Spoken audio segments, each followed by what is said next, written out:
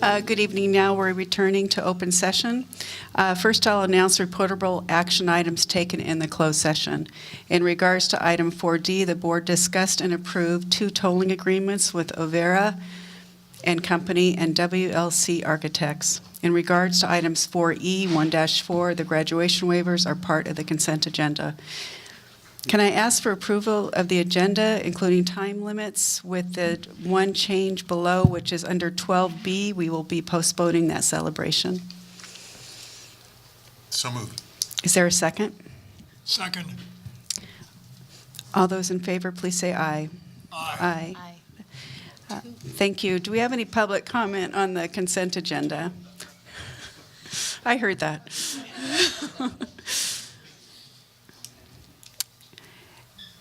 Do any trustees wish to remove anything from the consent agenda, or does the student trustee here this evening like to remove anything from the consent agenda for discussion? No. Okay. Can I ask for approval of the consent agenda, please? So moved. Is there a second? Second. Should we have public comment on the consent? I already asked for that. Oh, you did? Yeah. Okay. All those in favor, please say aye. Aye. Aye. That carried. I think we might want to do some things out of order. So I see a lot of people here that I think are from France and probably don't want to sit here while we go through the next item. So welcome. So excited that you're here. The last time we had students come, it was students that were here from Barcelona. Oh, thank you. I already got that wrong. Okay. And it's really fun for us to greet you. Usually we hear about your arrival and get little snippets about your stay. And there's a couple things I shared with the students about my son who went to Spain and how special that was. And now it's fitting, especially because one of the hosts is here, because I think, didn't Claire go to Spain too? Didn't she go to Spain? No, okay. Okay.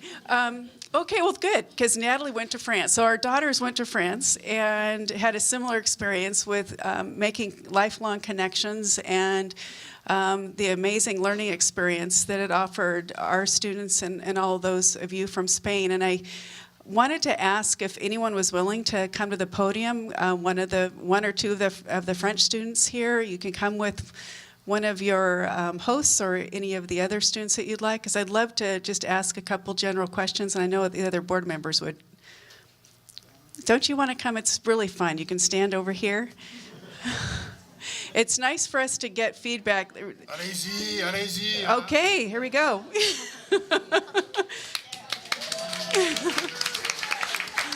Thank you, thank you.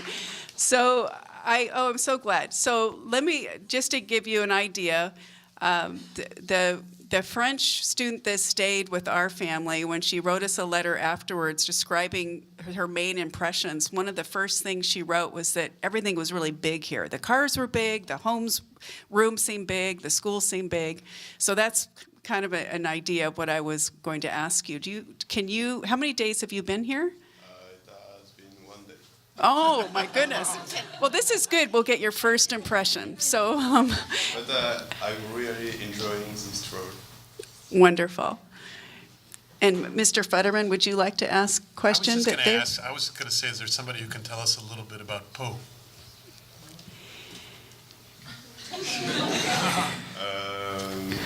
Pau is located in southwest of France, near Spain. It is way more rainy than here.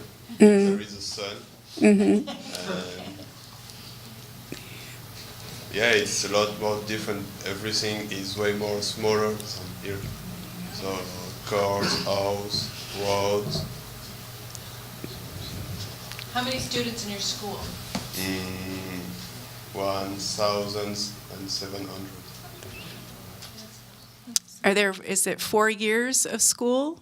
Is it your high school that there's 1,000? 3 years, okay.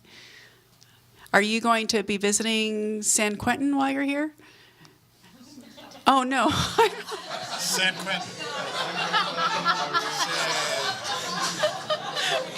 Ça dépend, hein. C'est en prison. Okay, I'm going to stop talking. I keep.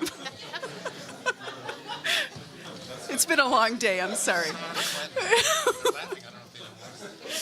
Oh my goodness.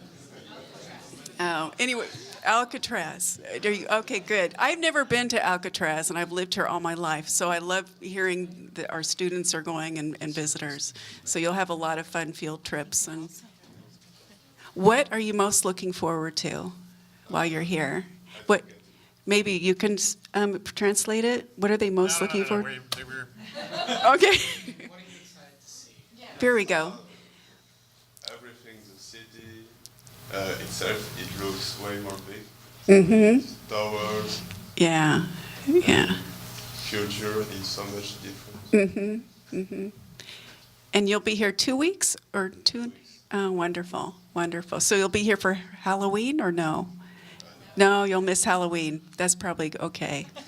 Yeah. Does anyone else have any questions from the board that you'd like to ask? I have a question. I don't know who's listening. How about somebody? Just you in the orange. Have you tried the food yet at Tam High? The food, is it okay? Okay, that's a safe answer. Okay, you can't That's ask good to yes or no hear. questions. That was a warm-up. Mr. Futterman's going to ask So you a what is- harder what is- question. Tell us about the cuisine of Po. I don't know. We have a lot of specialty of food that aren't here. And that's all. For example, Les escargots Escargot? Oh, yeah. Yeah. and les cuisses de grenouille, frog wings. I c'est know pas it's the- vrai. And I guess that's all. Very nice. Pas de poisson? Poisson? Is that chicken? No. Fish? Oh, okay. Any other questions? No. I would just like to know, who are the French people here? It can't be everybody who's in this room. Oh, very nice, very nice. Thank you so much for coming.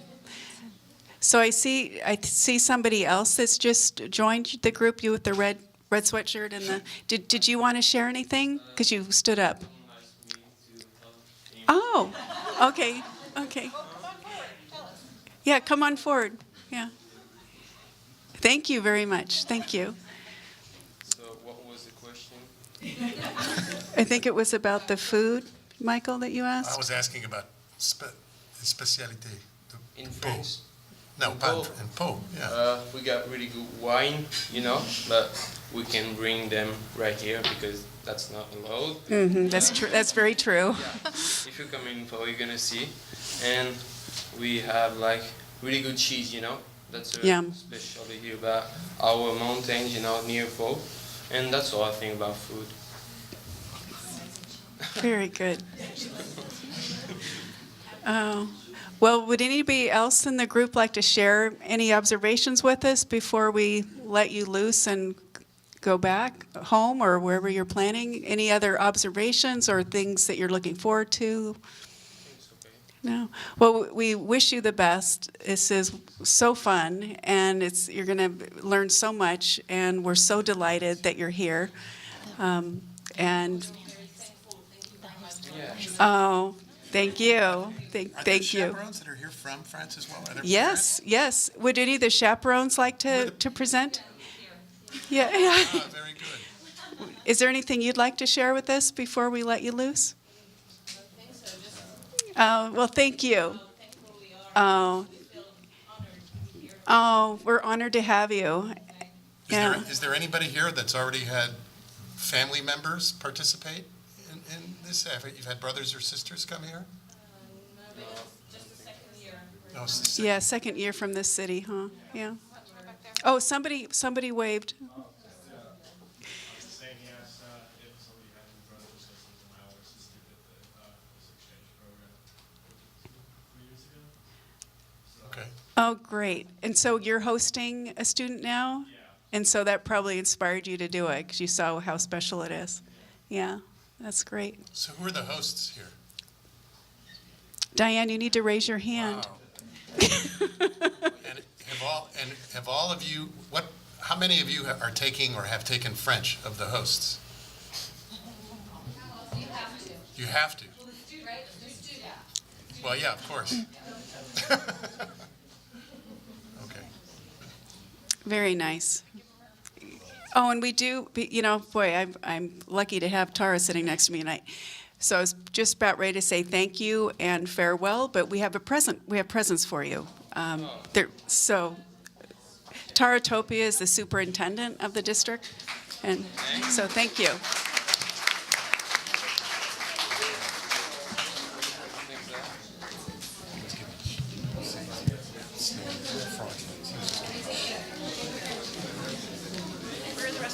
The guy in the orange.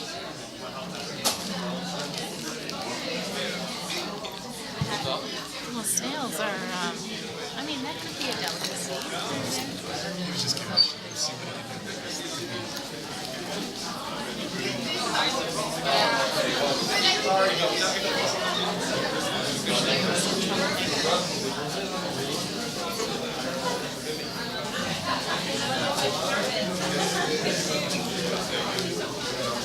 She ran out. Yeah, thank you, Mary. Thank you.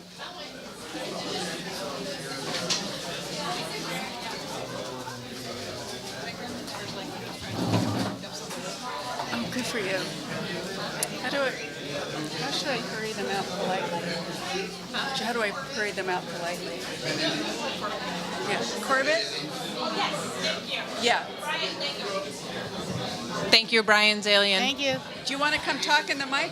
Do you want to talk in the Au mic? revoir. You're Au revoir. Do you want to talk in the mic? Or are you okay? Right here? Yeah, you can. Do you want to Okay. tell them anything? All right. Or they know. Everybody, you may go. Thank you. Oh, thank you. I thought you were going Thank to you. say it in French or See something. you with the Thank you. Tahitians in 2 weeks. Bye. Okay, this is a sign. Bye. That was so fun. That was really fun. So fun.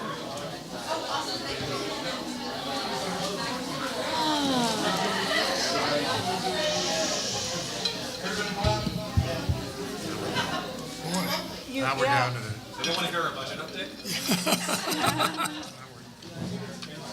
Bye. Bye, Brian. Au revoir. Bye. Thank you. Have a great time. Soiree. We're down to the real hardcore. Die hard. What? Made my day. I know. I couldn't even think of the name. Yeah. Thank God you. Sam Quinn. For the love of God, please no. Where's she going?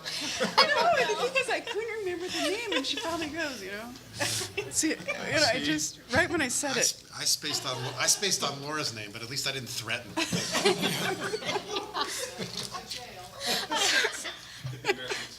Yeah, really. The school to prison pipeline right here. Would you like to be separated from your family at the border? Oh boy, this is all recorded. Okay. Oh boy. So the next item is actually the student trustee reports, and you're here all by yourself. But if there's anything you can share Yeah. with us, we'd really love to hear. Okay, so probably the most important thing that's happened at Tamascal recently would be the team trip. So basically, the team went to the Sierras. Yeah. Well, first they had to get in shape. That was an entire thing on its own. They hiked up and down the Larkspur Stairs countless times. Let's just say the students weren't thrilled about that, but it was necessary. And then their Sierra trip came along. So it was 24 people split into 2 groups, and it was 11 days, but that's all that. And when they came back, well, they just got a lot tanner. Oh. Yeah.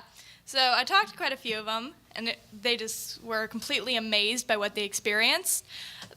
Probably the word I heard most often was transformative. They were just completely awed by the beautiful scenery, just the hardships they had to endure, but they did. They bonded so much in those 11 days, but it was incredible for them. Something that I found really interesting, but that they did use in that trip, was the wilderness medicine that they use as a science class. It did come in handy with those blisters.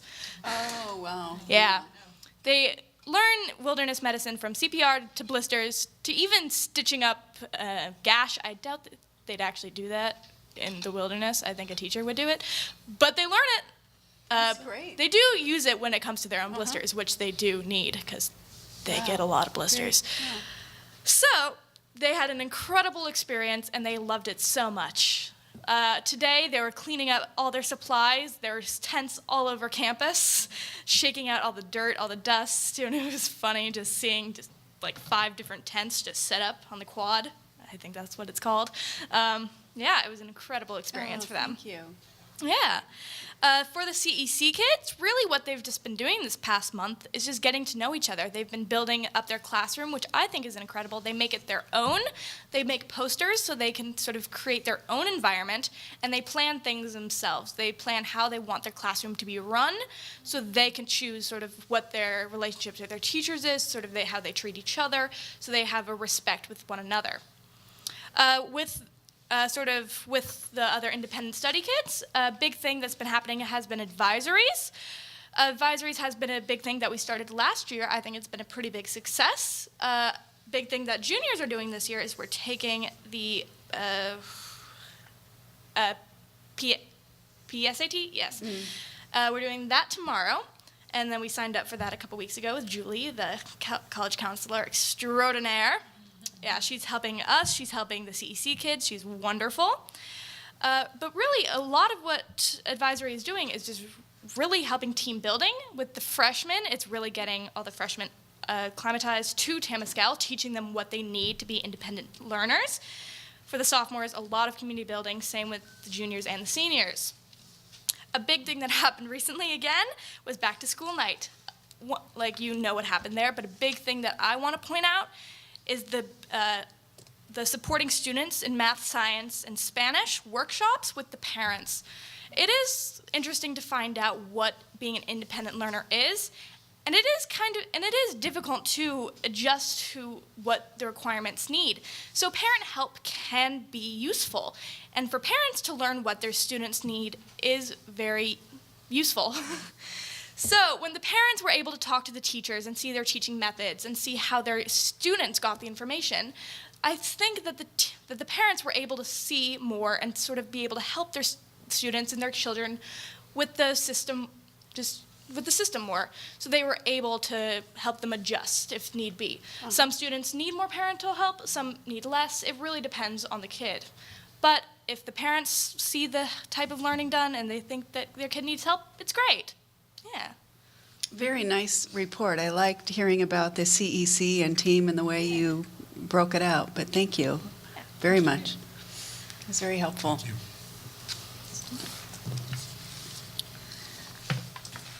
you. Now we move on to the superintendent report.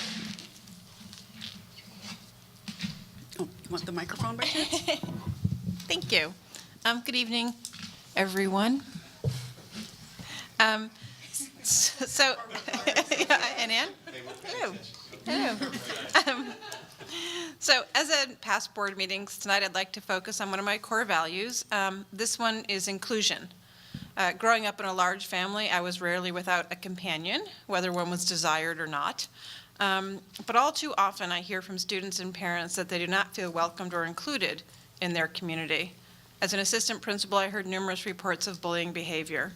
My hope is that through recent efforts, both local and national, to raise awareness of the devastating effects of bullying and harassment, we as a society are learning to be more inclusive and kind. October is National Bullying Prevention Month, as well as Breast Cancer Awareness Month. I don't want to forget that. And as a district, I hope we take the time to reflect on how we treat one another. Given the topic of suicide awareness and prevention from the last meeting, I feel focusing on acceptance and inclusion this month and every month that follows is paramount to being the district we strive to be. In an effort to be more inclusive, the National Bullying Prevention Campaign has made the following suggestions. For the week of October 8th, they're calling it Meet Someone New Week. Students and staff are encouraged to reach out to someone they may see regularly but do not know. Being open to meeting new people can help all feel more included. October 15th week, stand up for others. Do not be a bystander. Research shows that most bullies stop when confronted, and when bystanders don't let it go by. Students are encouraged to get help from adults if confronting a bully doesn't feel safe. The week of October 22nd is No One Eats Alone. If you don't know about this campaign, it was a campaign started by students at a high school. This week is designated to reaching out to those who may be isolated, those who are eating alone at lunch without wishing to. But it extends to including others in any way that you can, or just more simply, do not exclude anyone. The week of October 29th is start a conversation with your peers about ways to improve the culture on your school campus. Students are much more likely to listen to other students when it comes to issues of socially acceptable behavior. Let's make bullying and exclusion unacceptable. If you as a student feel you are being bullied, here are some things you can do. Speak up. If you feel uncomfortable with the comments or actions of someone, tell somebody. It's better to let a trusted adult know than to let the problems continue. When being bullied, you should stay calm, stay respectful, tell the person to stop, walk away, and tell an adult as soon as possible. If you feel you are at risk of harming somebody, please reach out and if you're in harm of harming yourself or anyone, please reach out and get help now. As adults, let's be exemplary role models for our youth. According to the U.S. Department of Education, when adults respond quickly and consistently to bullying behavior, they send the message that it is not acceptable. Research shows this can stop bullying behavior over time. Parents, school staff, and other adults in the community can help kids prevent bullying by talking about it and creating safe school environments. So let's see what can happen if we open ourselves up and are more inclusive and accepting of others. Thank you. No, thank you, Tara. So the next item is Fiscal Advisory Committee update and budget update. And I believe that's you. That's me.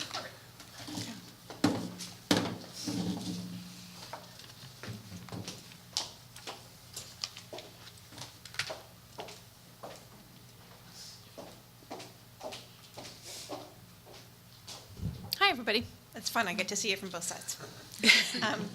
So tonight we are going to give you a sort of quick update of where we are in the process, but we also have two documents to share with you.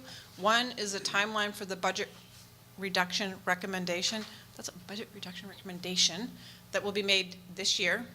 And then Corbett's going to present a more comprehensive look at reductions to date. So first, we met last week. October 1st. Yeah, thank you. And as we had reported at the last meeting, at that meeting, we reflected on the work of that committee. So we brought their own work back to them, but this time with their prioritizations, just that group's, and some amounts attached to it.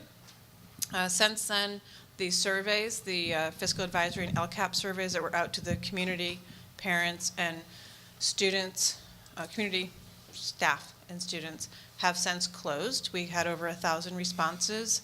So at our next meeting, that is one of the big undertakings we will be doing. We will be reviewing with our Fiscal Advisory as well as our LCAP committee, which will be joining us. We'll be reviewing specifically the feedback we got on budget priorities from those surveys. So we anticipate that taking up most of the next meeting, as it's a lot of data to sift through, but that's where we are in the process, that we're going to start layering in feedback from staff, parents, students. We have these surveys. Corbett also has feedback from the Google form and that he has presented at staff meetings as well as at community meetings. We have 2 more community meetings this week. We have one tomorrow night at Drake at 6 p.m. in the main office, and then we have one Thursday night at TAM and Classroom 2020, also at 6 p.m. Okay, so the timeline for the budget reduction recommendation.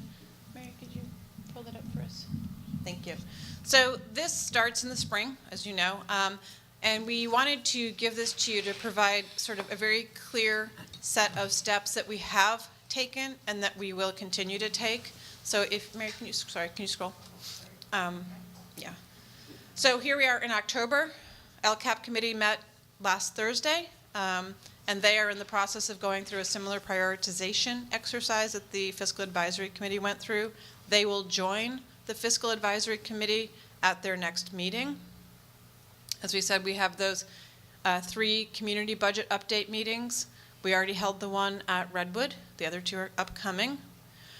We have also asked that each of the site principals provide their staff time to engage in dialogue around the recommended cost reductions, meaning they are presenting ideas and giving each other feedback and having an actual conversation around what, as a staff, do they see as potential cost reductions. We're also doing that for our departments. So IT is doing that, M&O is doing that. So all staff are engaging in that.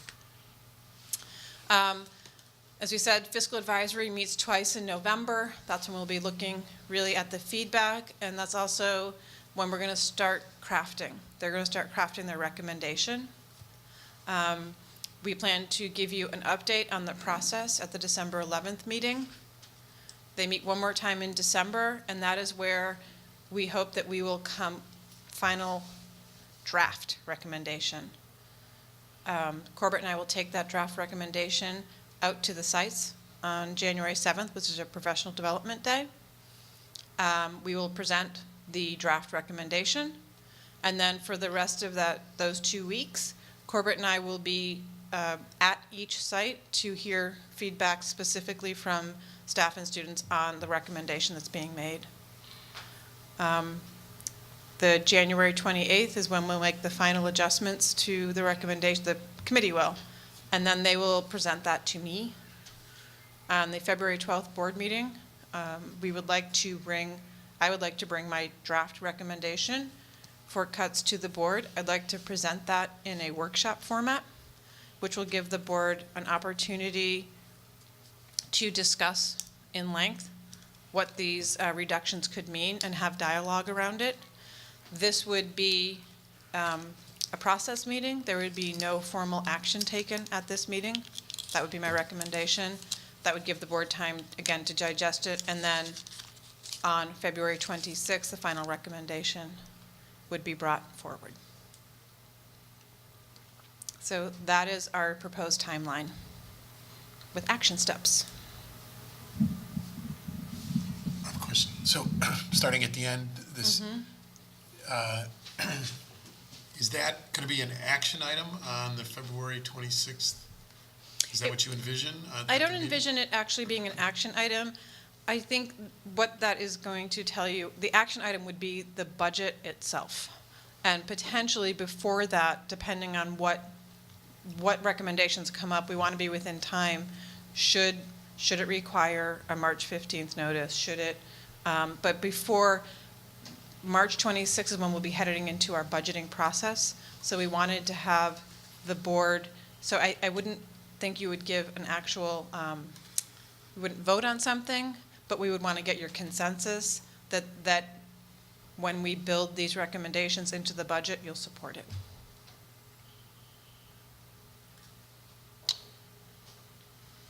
Well, one of the things we learned going through this process before is that well, I don't want to overstate it, but I'm not sure I am overstating it. Every area in which there may be a potential cut has got its constituency. Mm-hmm. So how do you anticipate, which is going to manifest itself in communication to the board and public comment and those kinds of things. So where is that, do you think, likely to fit into this? I think for Corbett and I to go out to the staff in January and to hear a lot of the concerns, what we don't have on here that I think we would probably also consider is holding 3 more of those community meetings that we are holding now that would provide people the opportunity to hear the recommendation ahead of time and provide input. And I anticipate that people will come to both the February 12th and February 26th board meetings and probably board meetings thereafter, because we will be getting into budget development at that time. You know, our thought out process has been to provide plenty of opportunity for input. Our hope is that even if people disagree with the recommendation, that they will feel that they had input. There's a difference between being heard and being agreed with. So we know that sometimes that can cause problems when people don't necessarily, their input isn't what shows up. Again, our hope is that through this process, people will see where their recommendations did show up and will feel heard. I do think that mitigates some of the potential backlash against it. I think that anytime you're making a recommendation to reduce a budget, you have to accept that you're going to have some backlash. So if you're going to have, the plan would be to have a workshop on February 12th. But, well, if you, I just, again, learning from past processes, if you're going to have a regular board meeting, That is a regularly scheduled board meeting right now. February 12th is, so the idea would be that we would conduct any necessary business and recess into a workshop. okay, but the point I was going to make was, I think, and you guys can be corrected by my colleagues if I'm wrong, but at any regular board meeting, public comment is required. But I think at Yeah. a workshop, public comment is not required, is that correct? It's required on the difference, my understanding is the difference Oh, is. so items on the agenda or off the Yeah, agenda? and if it's a special board meeting, public comment is only on items on the agenda. That's right. Okay, So even at a workshop, public comment would be required. okay. I was just jotting some things down, and I looked ahead, Corbett, and I appreciate what you put together, and I think it's a really, really good overview. But spending more time in the community and knocking on doors, hearing how people don't fully understand how long we've been at this and how thoughtful we've been. I was wondering, I would love us to kind of continue to work on this because it needs to be community friendly and understood that we've been building.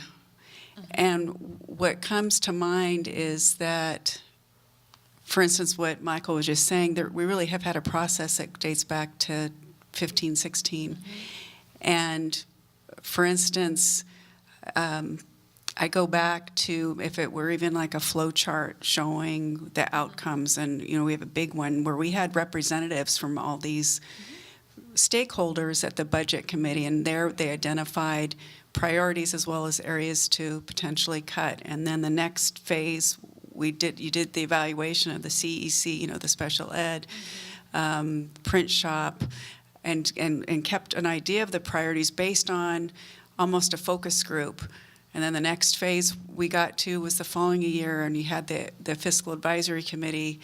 But what occurred to me is, and it was something I heard last night, when there's discussion that we somehow, there's question about our process, and that we consciously made a decision not to do massive cuts back in 2016. And I want to look back at what date that was, but it was when the first budget committee reported to the board, and it was the committee that you and I visited, Laura. We had a very frank discussion that we knew we were going to have to be doing some reductions, and we all collectively said that we wanted to make thoughtful reductions, that we weren't in a situation like a company that's going to go down the next day that we just had to say, okay, cut 20%. And we consciously chose to do that. And so it would be nice to have that shown, that there was a consensus reached. And then from there, we did studies. We determined, whether this was just a peak or if it was, the demographics. And then the next phase, we did start making reductions. It was in the staffing plan because people are really not getting that. And because it's what we've learned is that it's how we communicate with the community about where we are. But so all of us board members and everyone in this room, we know we've been at this for 3 years. I would love us to continue with this information and make it almost visible that you can see, yep, they did this. Well, now you're not only going to get feedback from stakeholders or a focus group, you actually sent out a survey monkey. You actually sent it out and you reached this many people you're asking the same question, but it's more refined and it's got better certainty. So it shows we're not just spinning our wheels, studying, coming out here and there. There was a real plan in place to do that and answer these questions, knowing that we are going to get to reductions and continue to, as well as the revenue. I really like what you've done, but I'd love to keep working on it for the community so that they understand and they can visually see that this isn't all new, that this is, we're asking the same question but with better precision. So I like what you did. I like that you're documenting this because I think we've all experienced a disconnect with what. I think just giving people a clear path moving forward too. Yeah, that they Trying to see let that, people know and that gives where them we're going. confidence that we just didn't dream this up, that we've been looking at this and listening to the community, and you've been doing analysis, and we are moving forward, and we're going to keep moving.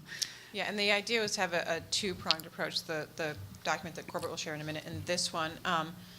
And the hope was that people with this one would see that we have backwards planned this. We have thought it out. There is a process in place that's not going to change. Right, and that's key. This is the process that we're using. And it makes it easier for their board too, depending on what decision we're making. If we can get behind the process, which we clearly will with your, showing us the process, then the answer is the answer, and it's. I know that you've made clear to the committees that, at the end of the day, you are making the recommendation and the board is making the final decision. But do you have a sense of how clear the committees are on that? I think the committees are crystal clear. We've gone over it well, here's what I can tell you. I can't say what they think. I can tell you that every single meeting we have started with that. We have reminded them that they are recommending bodies only, that they are not decision-making bodies. We've been very clear. We have shared the process that we have a 5-step decision-making process that we're using, and all of it, we're using the term recommendation over and over.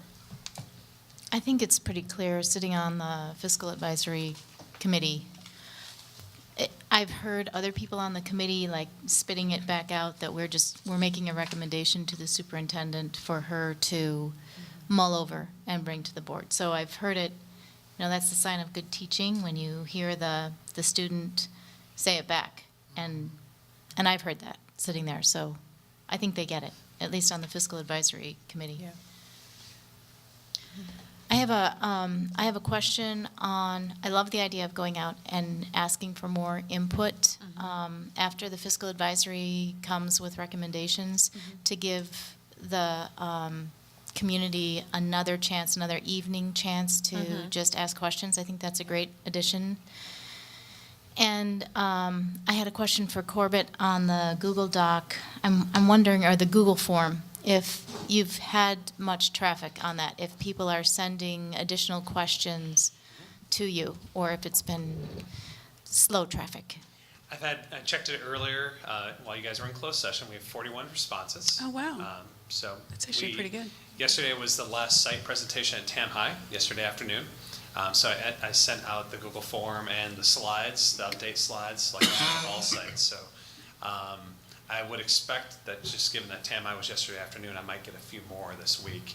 But the hope would be there'd be a nice solid week worth window of time for TAM staff to add their comments. And as Tara mentioned, we'll bring that feedback to our next Fiscal Advisory meeting next Monday evening. And those are anonymous, so staff can. They have a choice to be anonymous. They can also identify themselves if they want. But they're required to identify their stakeholder group, staff, community member, or student. I see. Yeah. We're trying to track that data. Yeah. And has that been helpful for you, the information that you're receiving on the Google Forms? Is it like informing how you might revise your roadshow or whatever we're calling it, or deliver the message? Speaking for me, it's definitely been helpful in terms of the feedback in terms of the messaging itself, clarifying what information is resonating, what's not clear. But it's also been helpful just getting ideas that confirm some of the conversations we've been having, and some ideas we just frankly haven't had. And that's the value of doing this, is there's people who are thinking from a different perspective. So there's 41 responses. I've read through every single one and tried to reply back to questions for those that identify themselves. That's good. And I'm wondering if on the district site, I haven't checked it. I'm sorry, this might be out there, but is there a way for anyone who might not know about this Google form to find something on the website easily, and if they have a question about the budget, they know how to get their question to the right person?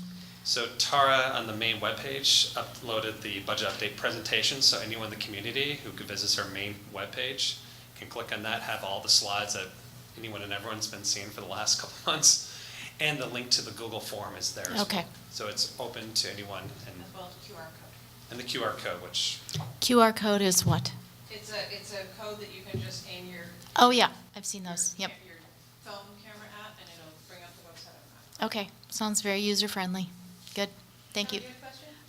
Well, more of a sort of a statement or advice. So something that I've sort of experienced as a student, and something that sort of I'd advise, is that when it is time to get student feedback or advice, as a student, before joining this, I was never aware of sort of like those assemblies you guys do or anything like that.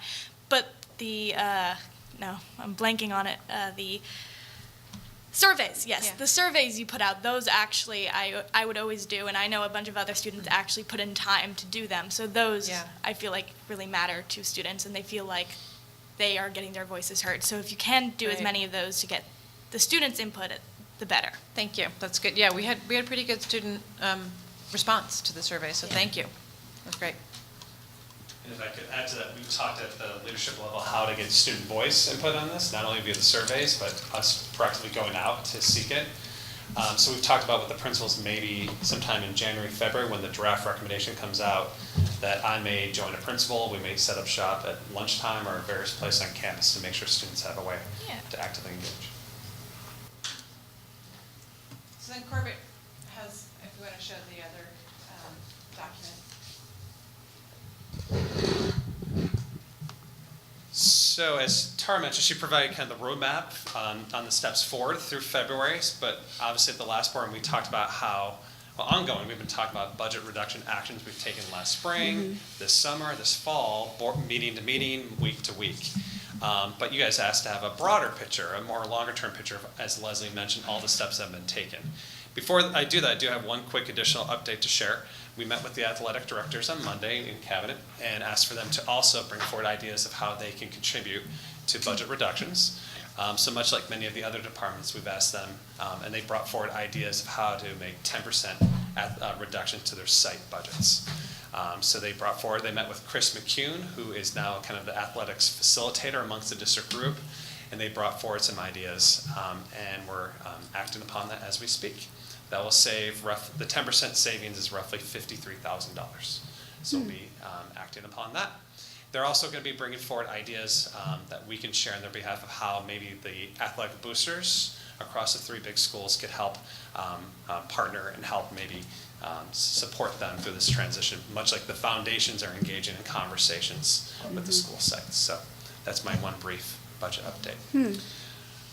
Looking more backwards, as Leslie mentioned, this has been a conversation that's been going on for a period of time. So per your request, we fleshed out over the course of the past 3 years specific actions that have been taken care of, or we've been acting upon. We met with Lars, Tara, Wes, and Kim Stifler, and we reviewed them historically. I'm not going to read them all to you, but I want to touch on a few of them. Obviously in 2015-16, several years ago, we formed a budget study committee and an enrollment growth committee formed of parents, staff, to look at these various items, knowing that the enrollment growth was coming, we were in the midst of it, and we need to be thoughtful of what we want to do moving forward to address that. Not only look at the financial needs with growing staff that we need to hire, but obviously the facility needs as well. Also in 2015-16, we added the solar energy construction in the Redwood parking lot. That provides annual savings each year. In June of 2016, when budget adoption was occurred. So I'm going to have some questions through this. So Okay. should I interrupt you, or should I wait till you're through with the presentation? Why don't you interrupt me? Yeah, Okay, interruption number one. please. So what is the reference of $15,000? So the energy savings, the projected energy savings were in the millions over roughly a 10-year period. So I was going back and trying to look at our prior presentations, but I don't know what you're communicating there. So my understanding from when I spoke with David O'Connor was it was about $15,000 per month, but that there was some fluctuation from month to month. So that's something that I wanted to put something up there to acknowledge it, but that's to be confirmed. Okay, but that doesn't say 15. I mean, honestly, I looked at that and I said, what are we talking about? Because we spent the projection, you have to go back into what Sally's projections were, right? But we've got projections of millions of dollars over the useful life of the array, and that makes it sound like, that makes it sound like we saved 15 grand. I mean, Gotcha. so, and I'm wondering whether, in fact, that having a third column where we've got actual numbers that we can add up might not be such a bad thing. Good suggestion. But anyway, I just, that is, and you, that way you have, and I would even say, right, we're in, I don't know, that can be explained, I think, in a lot Better manner. more appealing manner, I think, because it appeals not just, when we had these discussions, it wasn't just the savings, but it was, we're achieving savings while doing things that are consistent with the goals of the community with respect to sustainable energy and that kind of thing. And I think that, anyway, I was just a little, I thought that was really given kind of short shrift there, so, Fair enough. Duly noted. okay. Well, that feedback. the 15K, it doesn't say per month. We're better off with 180,000 a year. Absolutely. Duly noted. Yeah, over how many years, whatever it is. I mean, Yeah. there are projections that we got very, and you know who can help with this is, what's our, Tim, Holmes. yeah, is he doing, are we working with him anymore or not? We have an RFP that we're gonna put out after first of the year. We can get it off the But field. we can certainly. Yeah, you Okay. can say estimated per date, and you'll want to stay, Okay, I mean, we right. have these numbers. I mean, it was a significant Yeah. factor in the board making its decision with respect to going ahead on the solar project. Fair enough. Absolutely. Yeah, So I over think- 20 years, 15,000 a month is 3,600,000. Right. I think what you're going to find is, like, I spent time talking about a flow chart that I thought people could see, and other board members are picking on other stuff. I think this is all really good information, but it's probably somewhat of a living document, 'cause it sounds like we all have different ideas of how we each could maybe use it, so. I mean, this is good, thank you. Thank Keep you for going. the feedback. It's helpful for us to think Yeah, about the yeah, that messages we've been hearing, no, I think it's really, it's a good point, that 15K, we can work on that. One thing I do want to highlight, in June of 2016, as you mentioned, Sally Swan, our former Assistant Superintendent of Finance Facilities, did provide in our June budget adoption board meeting a clear situation related to enrollment growth, the staffing associated with that, the interim portable needs, both in phase 1 and potentially phase 2, and specifically spoke to the pension rate increases related to state pension reform. So that was a conversation that was had back in June. We've already, I'm not going to read all this to you, but we've had facilities master planning committees. We've had professional student demographic studies done to identify as clearly as possible what our enrollment would be. And that would obviously drove a lot of the facilities needs and conversations related to portables. Okay, but again, I would say here, right, I would say something more specific about the about the demographic study, right, which projects, which projected ongoing, whatever it is, ongoing increases in enrollment of X number of students over X period of time, right? And I would even say, right, and that information from feeder school districts was collected. I mean, this was a significant component of, And it was extra than what normally is done. I mean, we Right. specifically did it because we knew there was this huge bulge and wanted to know whether we needed to build a building or not, whether it was just one peak or how much it was coming down, that we went above and beyond on that step. Yep. And I think it's good to really. yeah, and but that study was really critical. It was in critical to helping make the board decisions. Focus on sort of what, what we were facing, and having a professional, verification, if you will, someone who does this for a living. But it also helped us too, and I think that's what maybe I wasn't saying very well earlier, is by showing we did things so we could make a decision. We didn't just go out there and do all these studies. We did the demographic study so we could make a decision about a number of things, facility, hard structure versus portables, and just show that we, a lot of it's just the format of it, I think, would help. Well, I would also, if you scroll up, I would say, a lot of this was analysis, right? It wasn't just, right, is that what we were doing to get I don't know whether. What question we were asking. This is sounding like just an exercise in self-justification. No, but That's not what but the thing is, we kind of have to, because the feedback we've been getting the last 6 months, it's very clear that people have understood that we asked deliberate questions to get definitive answers so we can make the next decision, so we could move forward and address the enrollment growth pension There's issues. been a thoughtful process. Yeah, that there's been a thoughtful process. So I think what we're grappling with is how do we show, here's our question, here is the answer that led to this, and here we are now, that kind of thing. Yeah, and I think we can take a lot of this feedback and reformat that. I think what we need to be careful of is not making a document that's so dense, we're trying to recapture every board meeting we did. And this really was to be a public-facing document to demonstrate that there's been ongoing thoughtful conversation. So I think there are some things that if we start putting too much detail into these bullets, you're going to start losing people. You know what I mean? I think Right, and it needs to be a fine balance between, and I think it can be, we might be able to format it and with that say, have some kind of concluding bullet that said decision, led to decisions on X, led to decisions on, decision made on those kinds of things. If it would be helpful to clarify the process. I think there's a way of clarifying without getting too Yeah, no, detailed. I think so. I think we can get to the nugget of each thing rather. Maybe we should all scratch something out, because all of us lived and breathed it. It's almost therapy looking at this thing. Sometimes we're too close to it. Yeah. Because we're like, but we did this and we did this, and we went through the same thing. We just had more time to do it. We were like, but and then this was said, and then we did, But what you did with public input, which is so critical from what we've learned with making the final decisions, I think that's what I was trying to point out. You got public input with basically a focus group 3 years ago. Right. Then you went to the next step and did it with a more refined group. Then you went to surveys. But those kind of steps that you didn't just start this now. You've been doing this for a while, and you've gotten better accuracy as you move forward.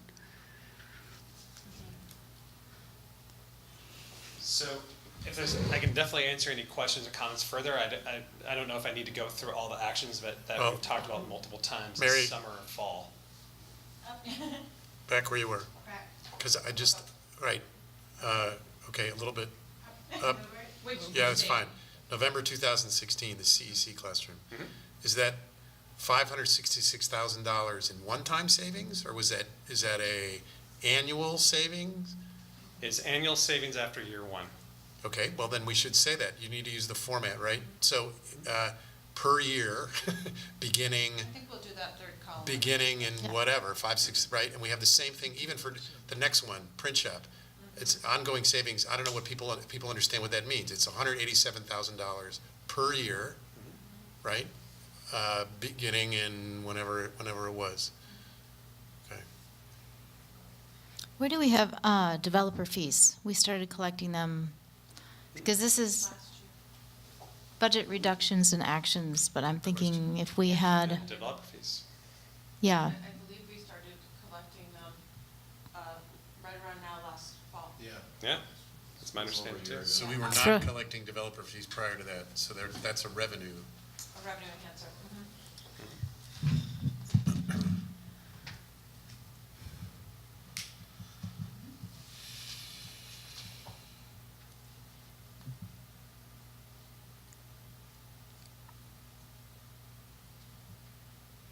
So the last one, the 1.8, is that, again, is that recurring? Is that per year, that 1.8? Okay. And if this is for the community, you really got us engaged in this conversation. We just love this stuff.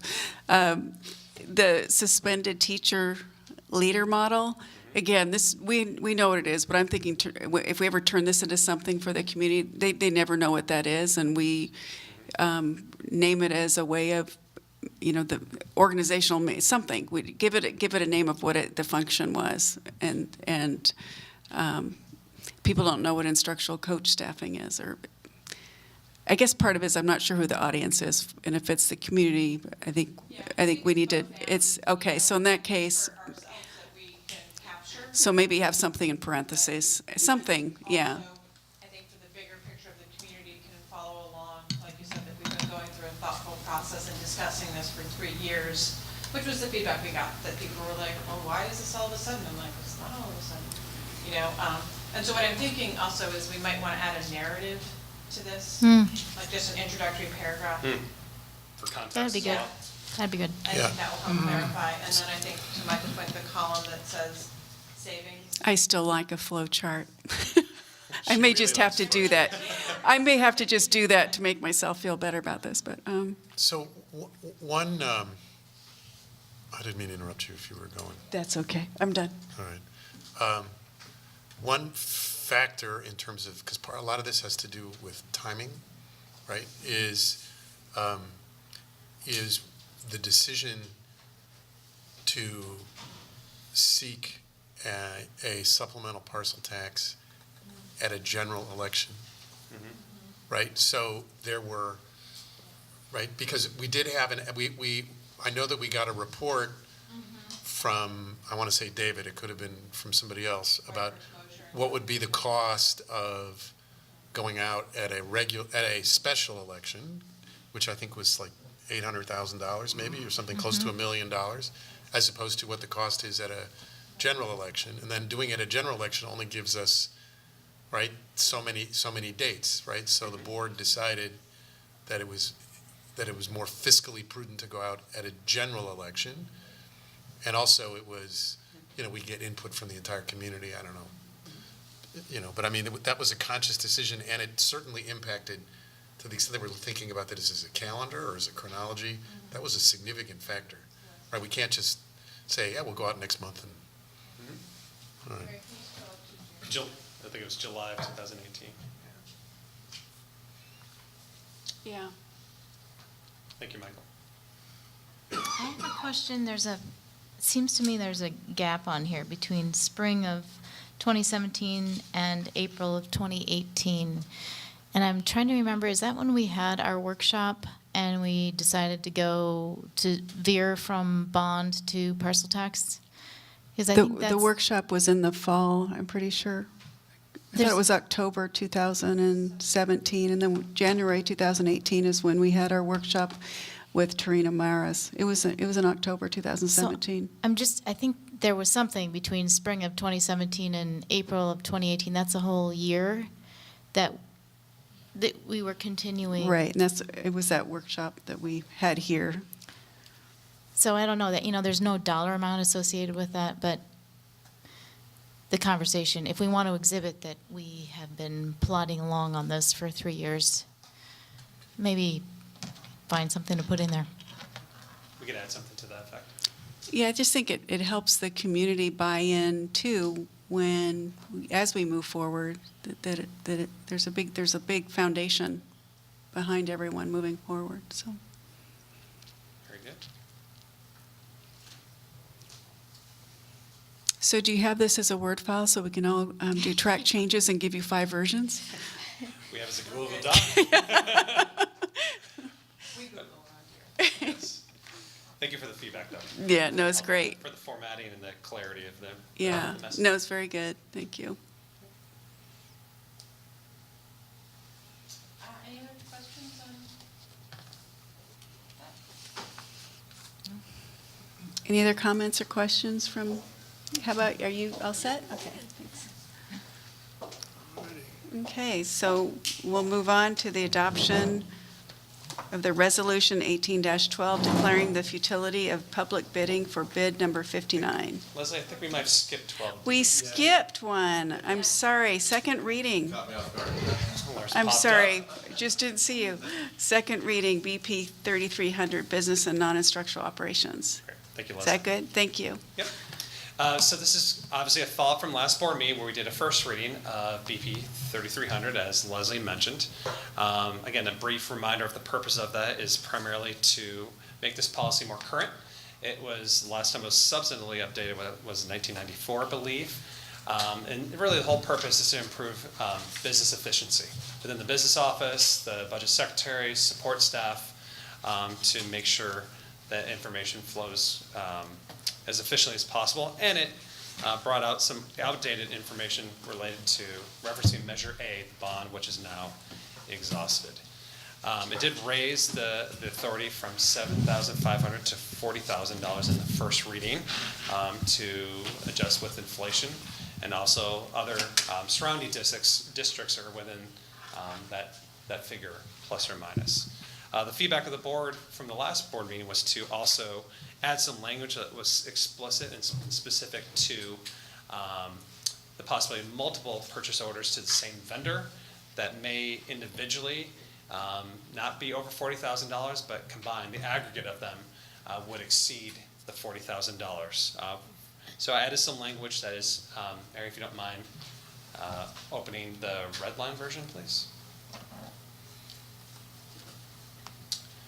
Added a parentheses in red that states that. So under the authority granted by the Board of Trustees resolution, purchase orders are contracts, parenthetically, or the aggregate of multiple purchase orders or contracts to the same vendor for the same service within the current fiscal year.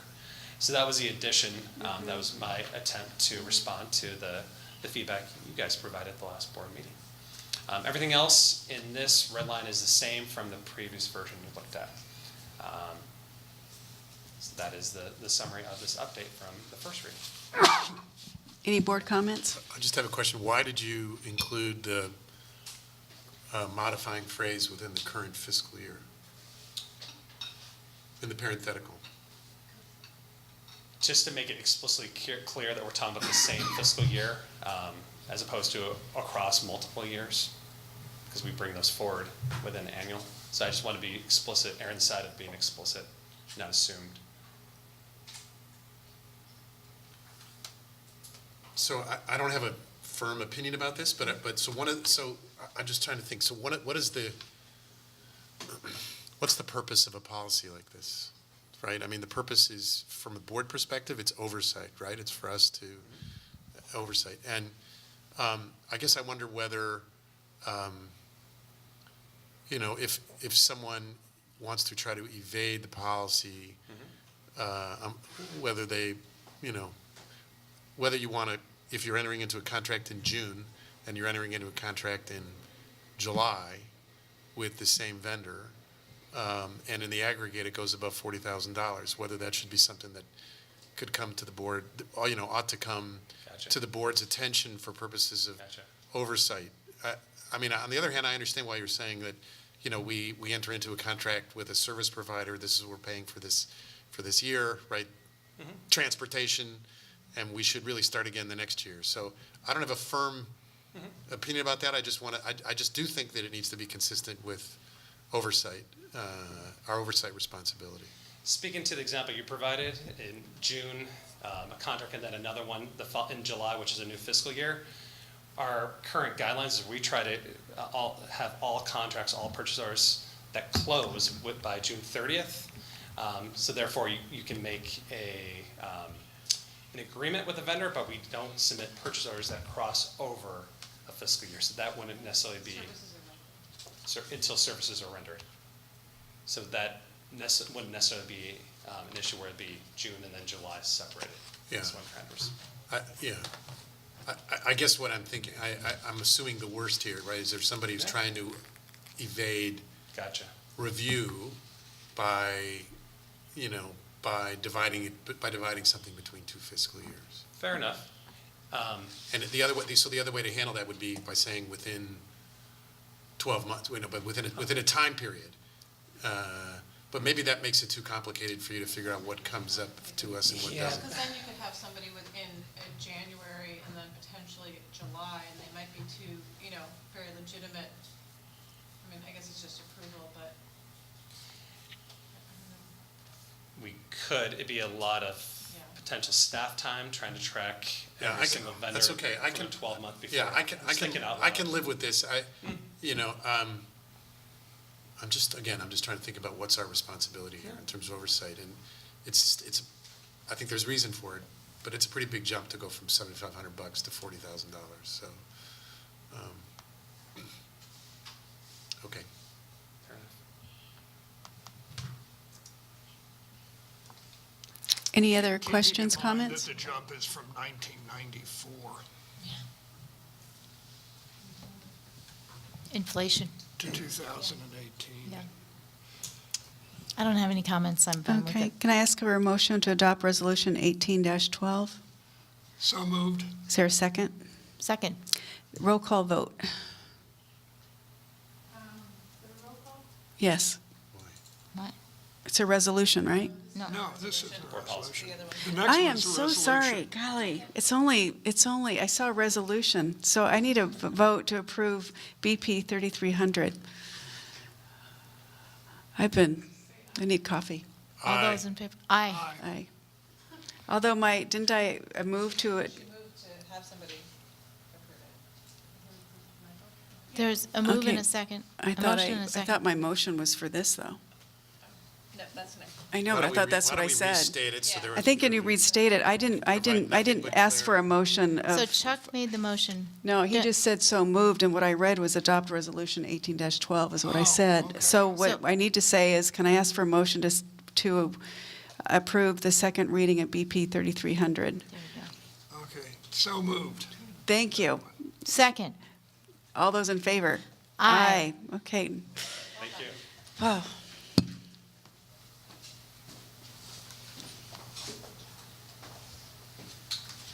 Good evening, everyone.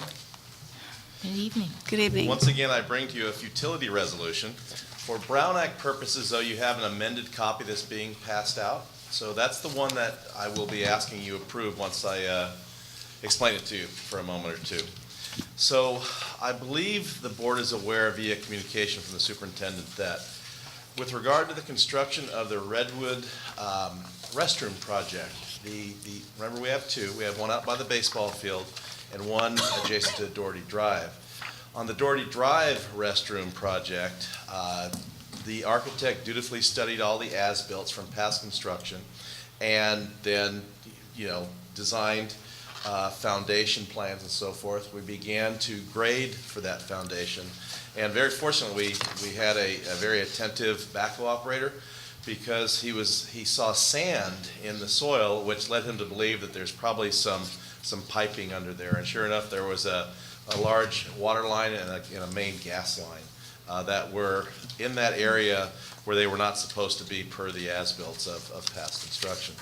So we halted construction, assessed where those lines were running, and now had to reroute both gas and water lines in order to excavate and then eventually pour the foundation. Would we have bid out, had we have bid out that adjustment, construction would have stopped for roughly a month for a bidding process to take place and then entertain bids from various contractors, and hopefully we could find one.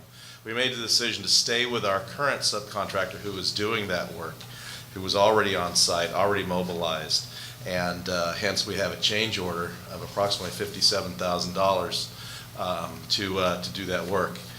It was necessary.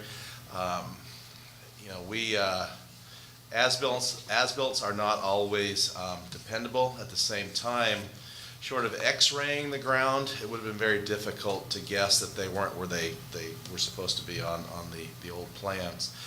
This particular water line, as an example, was not in a copper or plastic pipe. It was in a concrete pipe. That wouldn't have shown up other than a true x-ray. It wouldn't have shown up with a metal detector.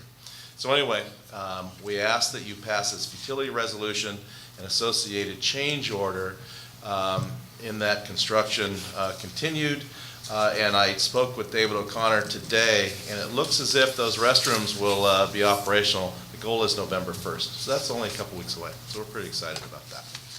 Any questions or comments by board members or the student trustee on this resolution before I ask for a motion? One last comment. I apologize, I should have mentioned it. Page 2, paragraph 8, there was a misprint or an error on the resolution that was attached to your board documents.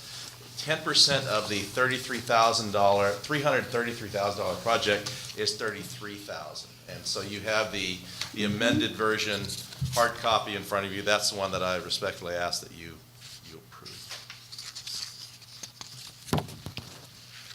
Thank you for making that change. This rerouting Yes. of a water line, and I don't know what else? Gas line. Gas line. So I know that there's been ongoing on and off discussions with the city of Larkspur about the right-of-way on Doherty Yes. around the corner. So is this going to impact the city's plans with respect to widening that area? No, it will not. Okay. It will not. Yeah, they would like to use a piece of our fire lane for to continue their bike path and pedestrian path work, but no, this will not. Any other comments before I ask for a motion?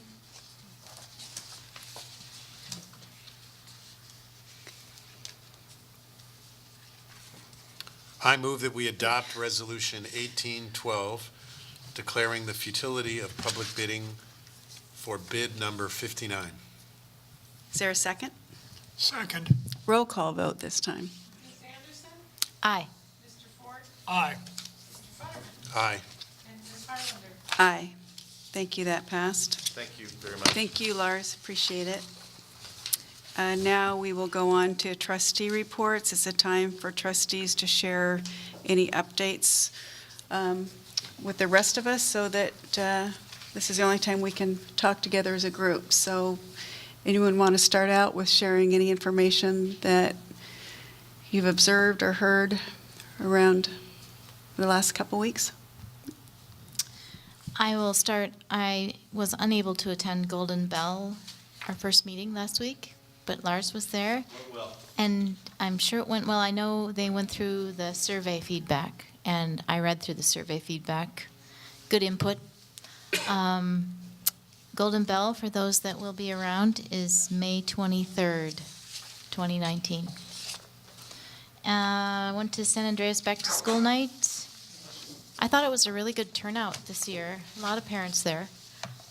And I liked the new storm swag that they had out on the table.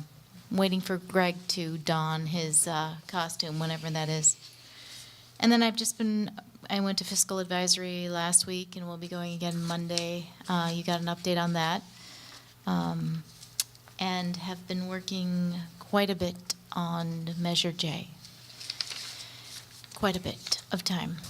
So I don't really know how much we can talk about that, but Information. If you're not asking you to vote for it, just information. You all saw that the Marin IJ endorsed Measure J, as did the Coalition of Sensible Taxpayers, as did the League of Women Voters. Those are all really, really big endorsements. And taxpayers will be getting mailers every week, and there's one blanket one going out, should be dropping the same time as absentee ballots, which should be dropping tomorrow. And then there's a targeted mailer going to empty nesters, and another one at the same time dropping in mailboxes of those who are 65 and older. So this is the big push time. And 70% of the voters in our district vote by absentee ballot, but 2/3 of those wait until the day before or the day of to send their ballot in. So we're encouraging people to send their ballots in as soon as they feel like they can vote on everything on the ballot, which is very long, because that helps the campaign. So that's my report.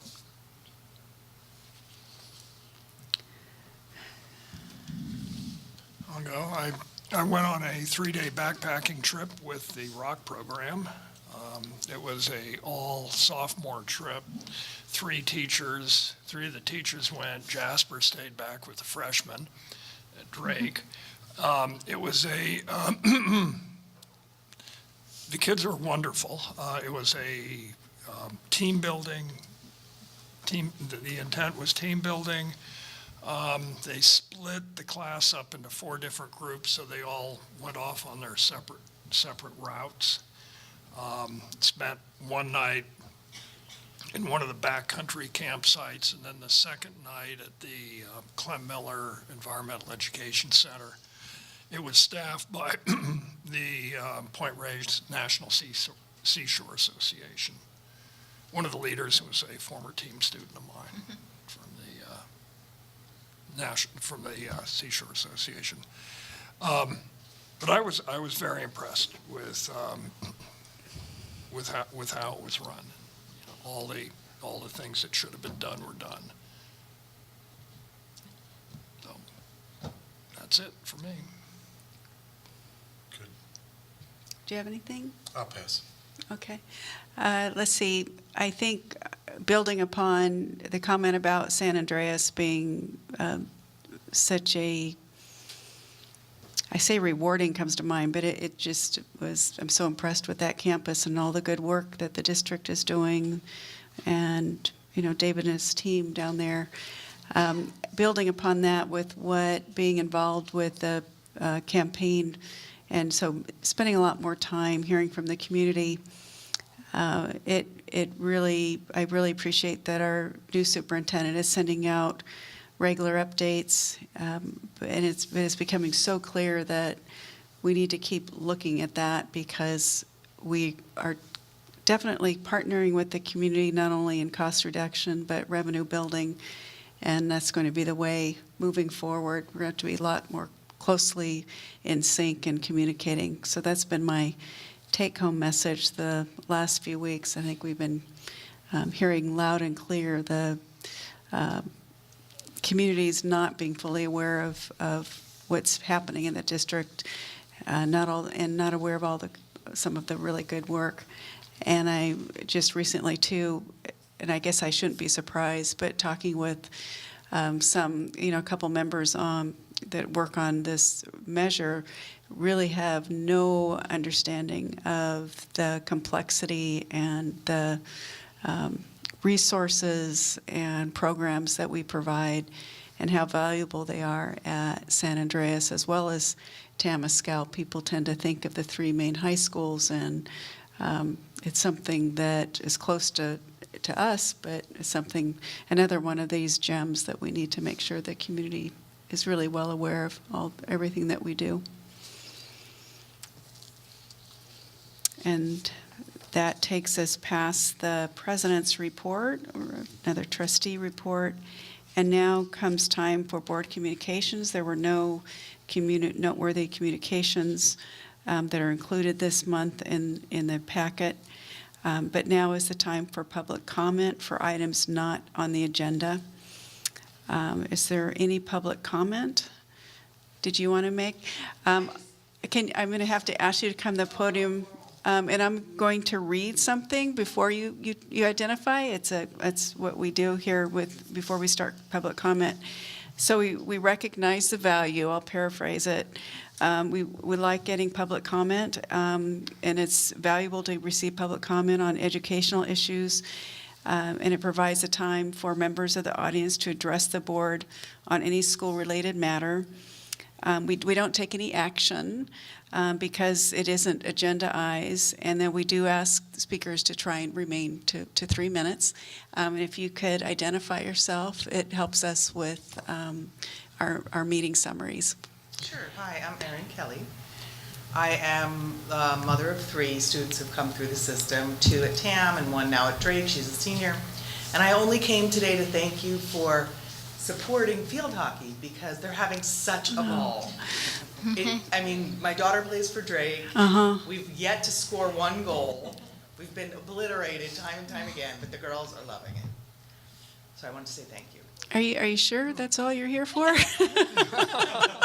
You don't want my opinion.